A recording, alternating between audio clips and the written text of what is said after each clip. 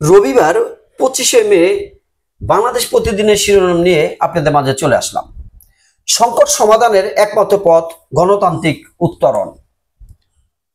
Share বাজার থেকে 15,000 কোটি টাকা পাচার।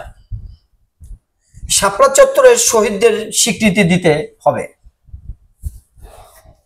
জামাতে আমির বলেছেন, সেনাবাহিনীর থেকে বিতর্কিত করা উচিত নয়। পদত্যাগ করছেন না ডক্টর ইউনূস।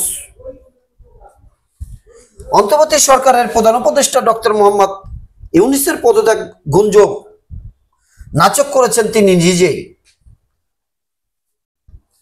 আজও রাজনৈতিক দলের সঙ্গে বৈঠক বসবেন ডক্টর ইউনূস।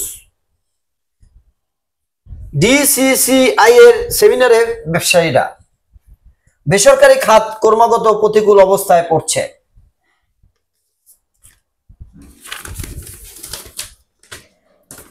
হলফনামায় তথ্য গোপন। আইনি মতামতের পর শেখ হাসিনার ব্যাপারে সিদ্ধান্ত। সাবেক বিমান বাহিনী প্রধানের 38 ব্যাংক হিসাব অবরুদ্ধ। বিএনপি 4 উপদেষ্টাকে বাদ ও ডিসেম্বরে নির্বাচনের দাবি। জামাত নির্বাচন ও সংস্কার নিয়ে রোডম্যাপের দাবি। এনসিপি হাসিনার সময়ের সব নির্বাচন ঐবদ্ধ ঘোষণার দাবি। ইনকিলাব মঞ্চের অভিযোগ, এনসিপি জুলাইকে কুক্ষিগত করেছে। নানান দুশ্চিন্তা উদ্বেগ প্রশাসনে, যাকে তাকে দোষর ট্যাগ বিরক্ত অনেকে। বাড়তি নিরাপত্তা সেনাবাহিনীর। সারা দেশে নিরাপত্তা বাড়িয়েছে বাংলাদেশ সেনাবাহিনী।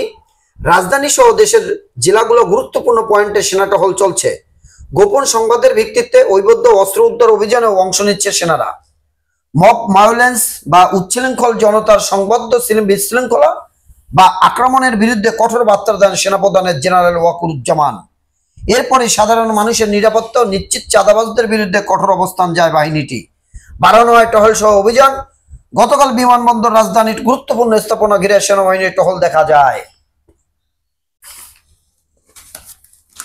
তারুণ্যের সমাবেশে জনতার ঢল। পটুয়াখালীর মুগডাল বিদেশে। জাতীয় কবি 126তম জন্মবার্ষিকী আজ। দোহ প্রেম ও চেতনার কবি কাজী নজরুল ইসলাম সাম্য, সম্প্রীতি আর মানবতার গান গেয়েছেন। পিয়ার ভালোবাসার বিভোর হয়ে কবি লিখেছিলেন, মোর পিয়া হবে এসো রানী, দেব খোপায় তারার ফুল। ঠিক একইভাবে দোহের আগুনে জ্বলে উঠল বিদ্রোহী। ডক্টর মইনুলের 3 বাড়ি অস্ট্রেলিয়ায়। গাজীপুরে বকেয়া বেতন দাবিতে শ্রমিক বিক্ষোভ। আসিফ মাহমুদের সাবেক এপিএস মোয়াজ্জেম দেশত্যাগের নিষেধাজ্ঞা। বাজার খুঁজছে বাংলাদেশ। 2026 সালে আরো 100 কোটি টাকা আয় বাড়ানোর চেষ্টা। ফসল উৎপাদনের ব্যাপক সাফল্য। দেশে এলো জুলাই শহীদ হাসানের লাশ, গ্রহণ করে মুক্তিযোদ্ধা উপদেষ্টা। শৃঙ্খলা ফিরছে না সড়কে।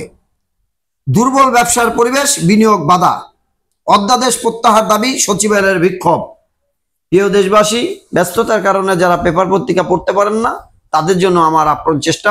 চ্যানেলটি সাবস্ক্রাইব করে রাখতে পারেন। প্রতিদিন পত্রিকার শিরোনাম এখানে পাবেন। আসসালামু আলাইকুম।